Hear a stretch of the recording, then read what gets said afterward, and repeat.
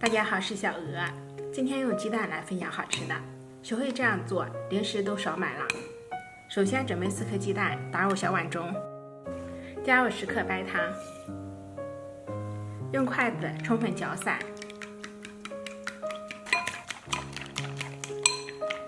再加入180毫升纯牛奶或酸奶，再少加几滴白醋或柠檬汁，去除蛋腥味。加入25克玉米淀粉，80克普通的中筋小麦面粉，用筷子充分搅拌均匀，搅拌成顺滑没有颗粒的糊状。搅拌好之后呢，先放在一边备用。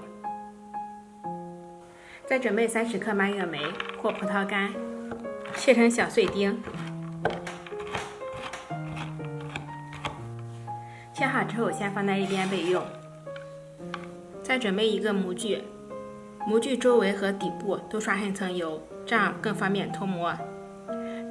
如果没有这种模具，我们也可以用平底盘或不锈钢盘。先撒上一层蔓越莓干，再用漏网把面糊过滤进来。过滤一下呢，口感会更细腻，更好吃。上面再撒上一层蔓越莓，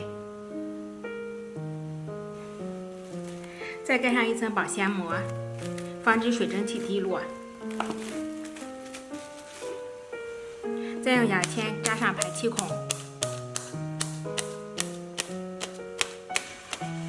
然后我们再开水上锅，中火蒸上25分钟。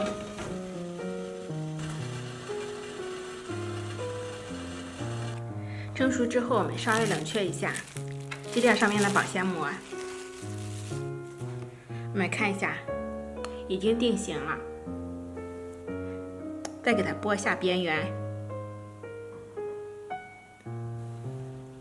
然后再倒扣过来即可脱模。再切成自己喜欢的形状，就可以开吃啦。切好之后再摆入盘中。鸡蛋这样做，软嫩 Q 弹，酸甜开胃，比蛋糕还好吃。做法呢也超级简单，家里小朋友超级喜欢，而且安全零添加，吃起来也会更放心。喜欢的话就试一下吧。我每天都会分享不一样的视频，喜欢我的视频就收藏、点赞、关注、转发一下吧。感谢支持。